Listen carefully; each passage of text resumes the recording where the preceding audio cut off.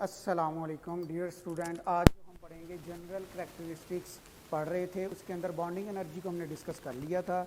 आज उसकी नेक्स्ट जो हम डिस्कस करने जा रहे हैं characteristics, that is called covalent radii and ionic radii.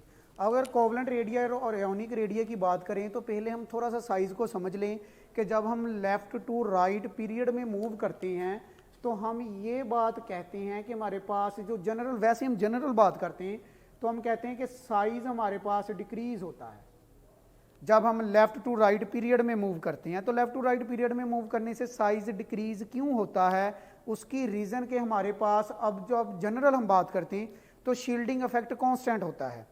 और दूसरी बात, शील्डिंग इफेक्ट कांस्टेंट होने की वजह से हमारे पास रिपल्शन इलेक्ट्रॉनों की कम हो जाती है, जिसकी वजह से न्यूक्लियस की फोर्स ऑफ अट्रैक्शन ज़्यादा होती है। साइज कम होने की reason number of proton increase करते हैं, मीन के न्यूक्लियस की पावर जो है इलेक्ट्रॉन्स को खींचने की वो मजबूत होती है, जिस सूरत में हम कहते हैं कि लेफ्ट टू राइट पीरियड के अंदर साइज कम हो जाता है। अब अगर आप बात करें ना, जब मैं टॉप टू बॉटम आता हूं उस वक्त मेरे पास साइज होता है वो इंक्रीज होता है। अब साइज इधर इंक्रीज तो होता है बट साथ नंबर ऑफ प्रोटॉन्स भी इंक्रीज हो रहे, इलेक्ट्रॉन्स इधर भी इंक्रीज हो रहे, लेकिन इधर साइज इंक्रीज होता, नंबर ऑफ प्रोटॉन्स इंक्रीज होते हैं, बट साइज बढ़ने की वजह यह है कि इस केस के अंदर शील्डिंग इफेक्ट ज्यादा होता है जो न्यूक्लियस की अट्रैक्शन को कम कर देता है। अब न्यूक्लियस की अट्रैक्शन को कम करेगा, इट मींस वो जी अफेक्टिव न्यूक्लियर चार्ज कम हो जाएगा। इसको समझाने का मेन रीजन ये था कि आपको ये पता चल जाए कि न्यूक्लियर चार्ज और अफेक्टिव न्यूक्लियर चार्ज में क्या फर्क होता है। अब देखिए, न्यूक्लियर चार्ज दोनों केस में इंक्रीज कर रहा है। इधर अगर मैं बात करता हूं पीरियड के अंदर, तो पीरियड में मेरे पास मैं लेफ्ट टू राइट मूव करूं, न्यूक्लियर चार्ज इंक्रीज होता है, जबकि जी अफेक्ट, जिसको मैं अफेक्टिव न्यूक्लियर चार्ज से पका रहा हूं, अफेक्टिव न्यूक्लियर चार्ज उधर हमारे पास इंक्रीज होता है इस रीजन से कि उधर नंबर ऑफ शेल सेम होते हैं। नंबर ऑफ शेल सेम होने के साथ साथ इनर विनिंग इलेक्ट्रॉन्स सेम होते हैं। अब जो शील्डिंग इफेक्ट होता है ना बेटा, पहले उसको समझ लें। शील्डिंग इफेक्ट होता है कि इनर इलेक्ट्रॉनों की आउटर मोस्ट इलेक्ट्रॉन के ऊपर रिपल्शन, उसको बोलते हैं हम शील्डिंग इफेक्ट। अब देखें, अगर मैं पीरियड की बात करता हूं, लेट सी मैं सेकंड पीरियड लेता हूं, तो इट मीन इन सब के अंदर नंबर ऑफ एलिमेंट, जो हमारे पास नंबर ऑफ एलिमेंट इस सेकंड पीरियड के अंदर जितने भी आते हैं उन सब के अंदर नंबर ऑफ शेल 2 ही होंगे। तो नंबर ऑफ शेल 2 है, मैं कहता हूं इधर जितने भी शेल है, अब दूसरे शेल के अंदर इलेक्ट्रॉन तो सेम होने हैं।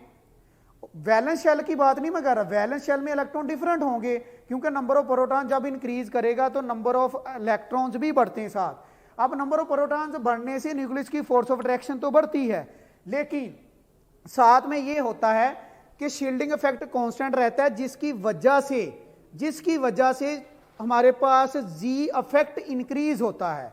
लेकिन अगर इधर आए, इधर मैं टॉप टू बॉटम बात करूं, तो मेरे पास नंबर ऑफ प्रोटॉन इंक्रीज होने के साथ इलेक्ट्रॉन इंक्रीज होते हैं, लेकिन साथ शेल भी इंक्रीज हो रहे हैं। अब शेल इंक्रीज होने की वजह से, जैसे ये मैं कहता हूं ये पीरियड 2 से है, ये पीरियड 3 से है, ये 4 से, ये 5 से। अब इसके अंदर जो पीरियड मुझे बताएगा कि इसके अंदर कितने नंबर ऑफ शेल है। जो नंबर ऑफ शेल जितने ज्यादा होंगे उतने इलेक्ट्रॉन वैलेंस शेल के इलेक्ट्रॉन को रिपेल करेंगे, तो जिसकी वजह से उसका शील्डिंग इफेक्ट इंक्रीज करेगा, तो फिर अफेक्टिव न्यूक्लियर चार्ज कम हो जाएगा। न्यूक्लियर चार्ज दोनों केसों में बढ़ रहा है, बट इसके अंदर मेरे पास अफेक्टिव न्यूक्लियर चार्ज इंक्रीज हो रहा है, न्यूक्लियर चार्ज भी इंक्रीज हो रहा है, लेकिन इसमें न्यूक्लियर चार्ज तो इंक्रीज हो रहा है बट अफेक्टिव न्यूक्लियर चार्ज कम हो रहा है। फोर्स ऑफ अट्रैक्शन न्यूक्लियस की कम हो जाती है इंटरवीनिंग इलेक्ट्रॉन्स की वजह से। अब आए जरा इधर, जो मैं कोवलेंट रेडियई और आयनिक रेडियई की बात करूंगा, तो अब मैं लिख रहा हूं कि ये 2 फैक्टर्स के ऊपर डिपेंड करता है।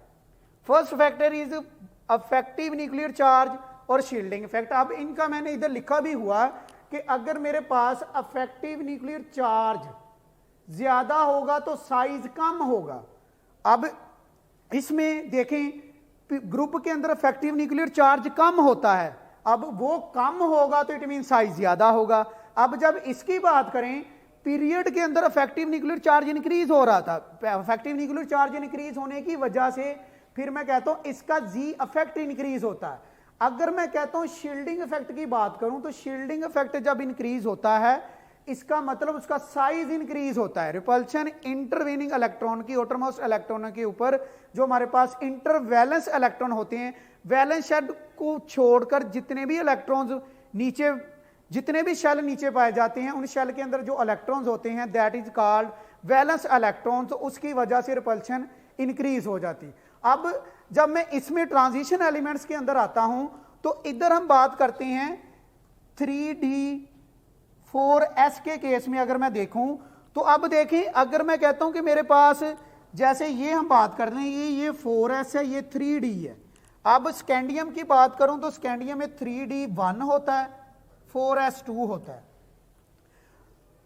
अब इसमें जब मैं ट्रांजिशन एलिमेंट्स की बात करता हूं तो उनका हमारे पास ट्रेंड ये है कि इसके अंदर जो शील्डिंग इफेक्ट का ट्रेंड S का सबसे ज्यादा, उससे कम P, उससे कम D, उससे कम F का सबसे ज्यादा। इसीलिए शील्डिंग इफेक्ट का, जब मैं शील्डिंग इफेक्ट की बात करता हूं D ब्लॉक एलिमेंट्स का साइज कम इसलिए होता है क्योंकि उनके अंदर हमारे पास S के साथ D ऑर्बिटल्स के इलेक्ट्रॉन भी पार्टिसिपेट करते हैं, जिसकी वजह से इलेक्ट्रॉन ज्यादा होने से रिपल्शन होती है। अब देखें इधर मैं बात करूं 3D1 है, 4s2 है। अब 3D1 का मतलब एक इलेक्ट्रॉन अनपेयर्ड में पड़ा हुआ है। शील्डिंग इफेक्ट अगर मैं इधर से इधर स्कैंडियम से मैंगनीज की तरफ आता हूं तो शील्डिंग इफेक्ट डिक्रीज करता है, जबकि मेरे पास जी इफेक्ट इंक्रीज करता है। अब जब मैं इस साइड को मूव करूंगा इधर तब मैं आता हूं, इधर मेरे पास अब शील्डिंग इफेक्ट कांस्टेंट होता है, मीन के सेम हो जाता है, जिसकी वजह से जी इफेक्ट भी सेम। इधर जी इफेक्ट और शील्डिंग इफेक्ट दोनों ही सेम होते हैं।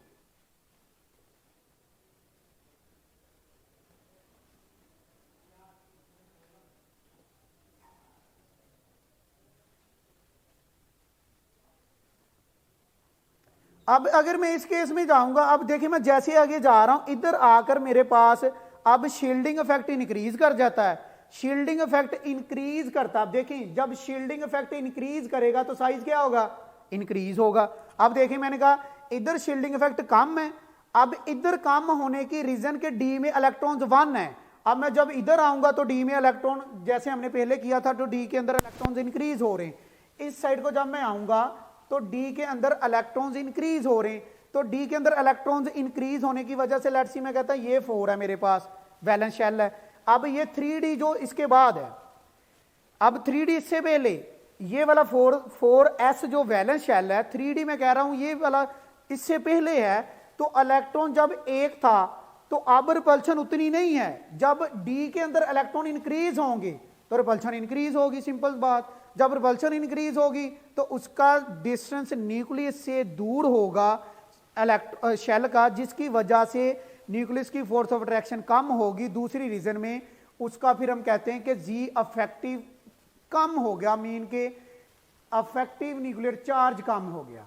अब साइज ज्यादा होने की वजह से इफेक्टिव न्यूक्लियर चार्ज कम होगा, साइज कम होने की वजह से अफेक्टिव न्यूक्लियर चार्ज इंक्रीज होगा, जबकि शील्डिंग इफेक्ट ज्यादा होने की वजह से साइज इंक्रीज होगा। अब मैंने अभी बात की कि मेरे पास अगर मैं डी के अंदर आ रहा हूं तो इधर increase the shielding effect due to the paired electrons. अब देखें पहले डी में एक था, फिर आगे आप जाएंगे तो डी में 2 इलेक्ट्रॉन्स, मीन के पेयर्ड इलेक्ट्रॉन्स बढ़ रहे हैं। दूसरे लफ्जों में आप ये कह लें अगर पेयर्ड इलेक्ट्रॉन इंक्रीज होते हैं it means number of unpaired electrons decrease होते हैं। अगर पेयर्ड इलेक्ट्रॉन इंक्रीज होंगे it means number of unpaired electrons decrease होंगे।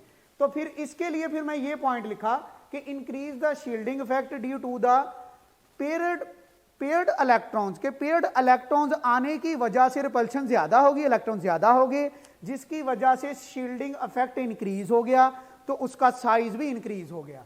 अब देखें जैसे मैं इधर दिखा रहा हूं कैल्शियम से जब हम इधर आते हैं जिंक तक, तो स्टार्टिंग में हमारे पास क्या उधर मैंने दिखाया कि उसका शील्डिंग इफेक्ट कम है, इट मींस जी इफेक्ट उसका ज्यादा होता जाएगा। अब इसका साइज है बढ़ रहा है, अब देखें साइज मेरे पास इसका ज्यादा था, सॉरी इसका साइज कम हो रहा है, अब इसका साइज ज्यादा था इसका साइज कम हो रहा है। अब साइज कम हो रहा है, इधर आते हुए मैंने उधर लिखा हुआ है कि इस पॉइंट के ऊपर आन के दोनों का शील्डिंग इफेक्ट सेम मीन हो जाता है, जिसकी वजह से जी इफेक्टिव इतना ज्यादा उसके ऊपर असरअंदाज नहीं होता। तो फिर इधर आप देखें तो आपके पास number of paired electron increase हो रहे हैं, जिसकी वजह से हमारे पास जो Zn है इसका साइज बढ़ जाता है क्योंकि रिपल्शन ज्यादा हो जाती है। अब इस जैसे हमने पढ़ा बाइंडिंग एनर्जी, उसके बाद हमने कोवलेंट रेडिया और आयनिक रेडिया को स्टडी किया। अब जो इसकी थर्ड आगे प्रॉपर्टीज जो हम पढ़ने जा रहे हैं that is melting point and boiling point. अब मेल्टिंग पॉइंट और बॉइलिंग पॉइंट का बहुत ज्यादा रिलेशन तो हमारे पास इसी के साथ होता है कि अगर उसके मेल्टिंग और बॉइलिंग पॉइंट की हम बात करते हैं ना, तो मेल्टिंग और बॉइलिंग पॉइंट को हम बाइंडिंग एनर्जी से ही कंपेयर करते हैं, जैसे हमने पीछे पढ़ा। अब मैं एक पॉइंट इसका लिखता हूं कि number of unpaired electron directly proportional होंगे बाइंडिंग एनर्जी, मतलब कि जितनी बाइंडिंग स्ट्रॉन्ग होगी इट मींस उसके अंदर उसका मेटेलिक बॉन्ड उतना ज्यादा स्ट्रॉन्ग होगा।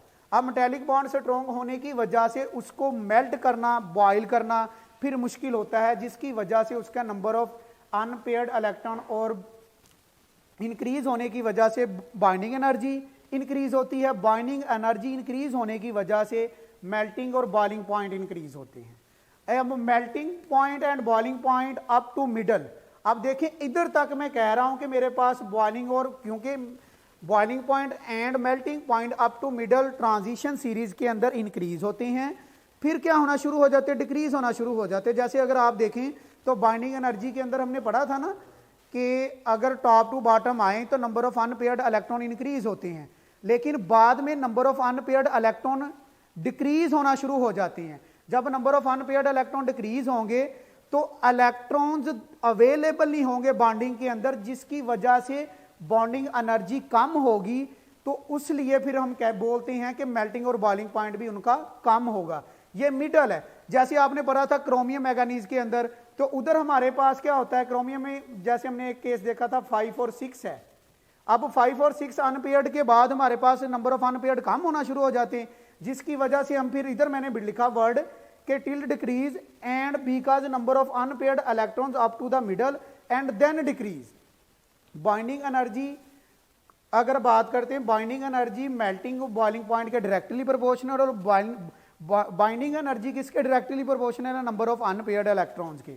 तो melting point and boiling point up to middle of the transition series and then decrease till end, and तक क्या होता जाता है, डिक्रीज होता है। फिर बिकॉज क्यों डिक्रीज होता है, number of unpaired electron transition series के अंदर अप टू मिडल इंक्रीज होते हैं। मिडल तक मतलब इधर तक इंक्रीज हो रहे हैं, अब इसके बाद फिर डिक्रीज होना शुरू हो गए, तो इसलिए कहते हैं जी देन डिक्रीज होता है। ओके, अल्लाह हाफिज।